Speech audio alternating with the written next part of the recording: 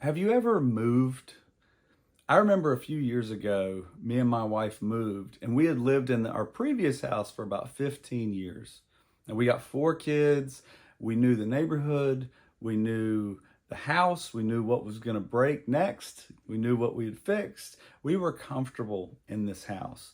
But it was also in the middle of the pandemic, and we knew we needed to stretch. We needed more room. We needed a yard. We needed space.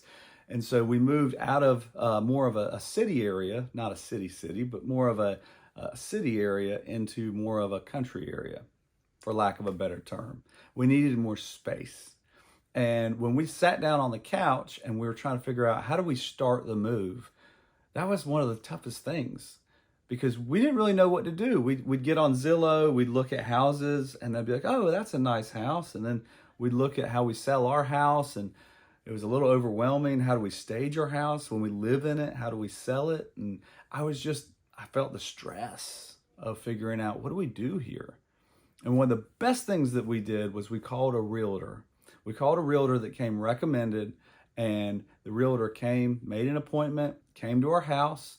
He walked around our house. He was warm. He was inviting. He sat down at our kitchen table, and I'll never forget, we sat there for about an hour and a half, and he just explained what the process of moving involved. And he did a great job of talking about the details while also asking us questions about what we wanted in a new house. What were we dreaming about? What did we want to see in the next 2, 3, 5, 10 years?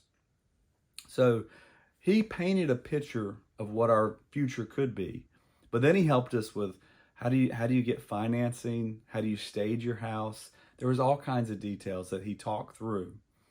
And I'm just telling you, if you're looking to improve your safety programs, the same process applies. If you need help with safety, call a realtor. Nah, I'm just kidding. Call me and I'll do a safety assessment. Because what I do is I do a very similar thing to what that realtor did for me.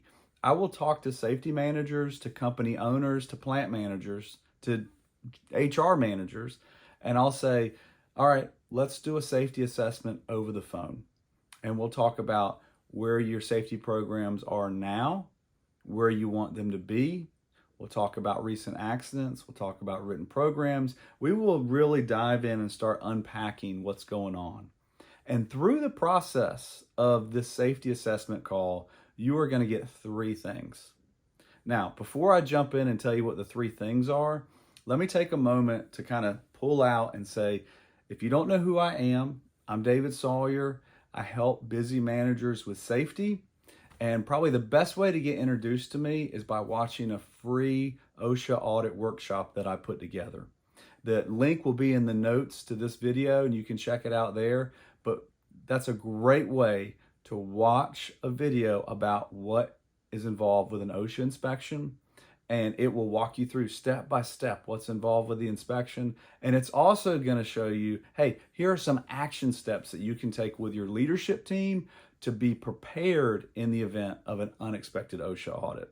So whether you're experienced with safety or it's your first day on the job, this is a great first step to get introduced into what to do to prepare for an OSHA audit. So check that out.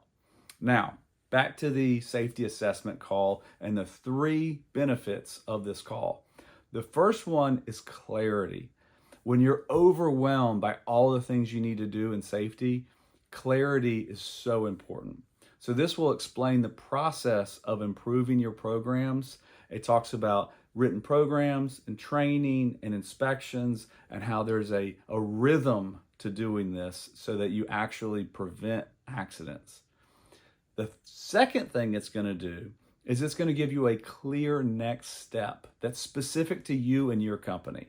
So if you want to know exactly what to do with your company, you know there's probably a dozen things that you need to do right now, but you don't know where to start. This is a great way to understand, what do I do next? Because you can walk out on the shop floor and do a safety inspection, and you might unblock exit doors and move things away from the fire extinguisher and, hey, wrap up that cord, it's going to trip on somebody. And there's a lot of things you can do right now, but how do you actually make an impact that's sustainable? How do you change the culture? So that next step is going to be a clear way for you to actually fix something at the root cause. Now, the third thing it's going to do is it's going to give you a roadmap. Just like the realtor did for me when he explained, this is what you need to do to get financing, this is what you need to do to clean up your house, and we actually got a storage unit to move furniture into so it didn't look as cluttered. The roadmap will explain, this is where your main hazards are, this is the things you want to focus on, this is how you want to train new employees, these are some of the concerns you might have with contractors. This roadmap is going to lay out over the next 6 months, over the next year, milestones that you can aim for and hit so that your safety program is improving. Now, clarity, you're going to have a roadmap, and you're going to have a clear next step as to what to do when you come to work tomorrow. Those three things you can get out of a safety assessment call. You can schedule a call with me right now. You can send me an email, and me or someone on my team will get to you, and we will schedule a safety assessment call. And it is the best next step so that you know what you need to work on.